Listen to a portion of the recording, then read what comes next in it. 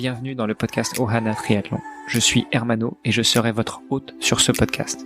À mes côtés, Olivier De Scuter, le fondateur de la marque Ohana. Tous les jours, en 5 minutes, on vous explique comment lancer une marque de textile de sport et comment performer dans le triathlon. Ce podcast est sponsorisé par Ohana, spécialiste du textile de triathlon, natation, vélo, course à pied. Pour en savoir plus sur la marque, direction ohana.boutique. À tout de suite pour votre première commande. Bonjour à toutes et à tous, mercredi 30 décembre. Demain, ce sera le dernier jour de l'année 2020.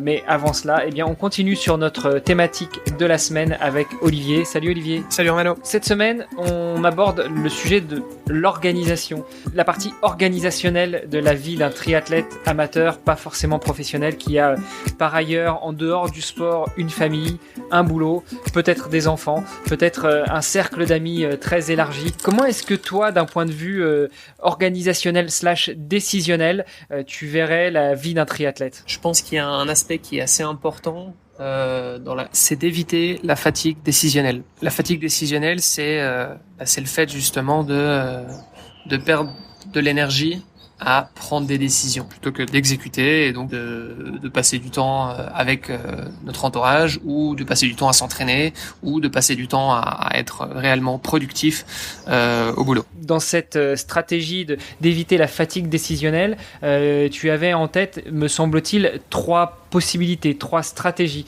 dont une qui consistait à externaliser, n'est-ce pas? Je vais parler effectivement de 3 techniques pour éviter justement cette fatigue décisionnelle. La première, c'est automatiser. La deuxième, déléguer. Et la troisième, c'est se fier au hasard. Dans le fait d'automatiser, c'est-à-dire que plutôt que se poser la question à chaque fois sur des situations qui pourraient être répétitives, on va commencer à automatiser la prise de décision. Il y a plein d'exemples évidemment au niveau professionnel ou au niveau sportif aussi, mais ça peut aussi être dans la vie de tous les jours.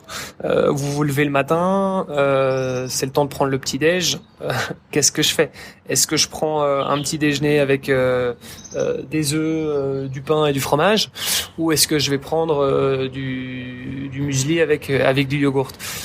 Finalement, c'est des petits moments dans la journée où on va venir créer de la fatigue décisionnelle. Bon, alors ici, a priori, c'est pas quelque chose qui devrait vous tourmenter pendant des heures et des heures, mais c'est plein de petites choses comme ça qui vont s'accumuler. La première technique, c'est d'automatiser la prise des décisions.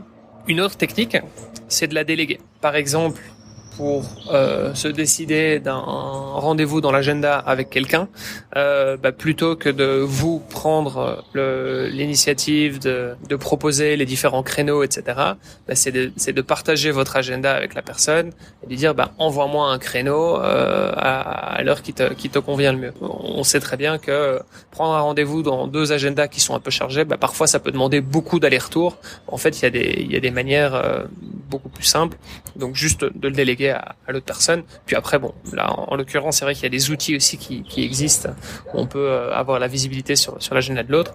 Mais donc voilà, donc la partie de délégation est pour moi quelque chose de très important. Donc déléguer dès que possible, dès que il y a une autre personne qui peut le faire pour vous, demandez à cette personne en tout cas de le faire. Si vous voulez aller encore un peu plus loin dans cette phase de délégation, vous pouvez aussi recruter un assistant ou une assistante virtuelle qui pourrait justement vous aider à traiter vos mails, à gérer votre agenda, etc. Et donc à faire toute une série de tâches administratives qui potentiellement vont vous prendre du temps parce que ce sont des petites tâches un peu répétitives, mais assez chronophages. Et donc ça c'est aussi une possibilité. Et le troisième pilier? Alors la troisième technique, pour moi, c'est quelque chose d'assez personnel. Je sais pas s'il y a beaucoup de gens qui font ça, mais en tout cas pour moi ça fonctionne. C'est tout simplement de se fier au hasard. Parfois, effectivement, je sais pas si je dois choisir entre A ou B, et c'est une situation qui est assez particulière. Donc du coup, je n'ai pas pu l'automatiser et je peux pas la déléguer non plus. Et donc si je me retrouve dans ce cas de figure, ça m'arrive de faire tout simplement pile ou face. Je fais pile ou face et en fonction de ça, je prends ma décision. Maintenant, ce qui est important, c'est de s'y fier et donc de n'avoir aucun regret. Donc à partir du moment où le hasard a décidé, dans ce cas-là, vous acceptez votre sort et vous revenez pas évidemment sur votre décision.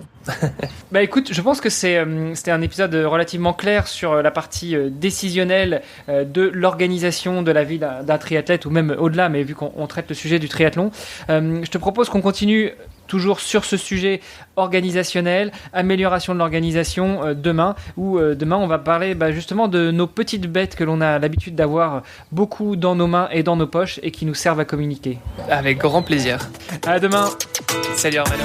Ce podcast est sponsorisé par Ohana. Pour en savoir plus sur les textiles et les valeurs de la marque, rendez-vous sur ohana.boutique. ohana.boutique. À tout de suite pour votre première commande.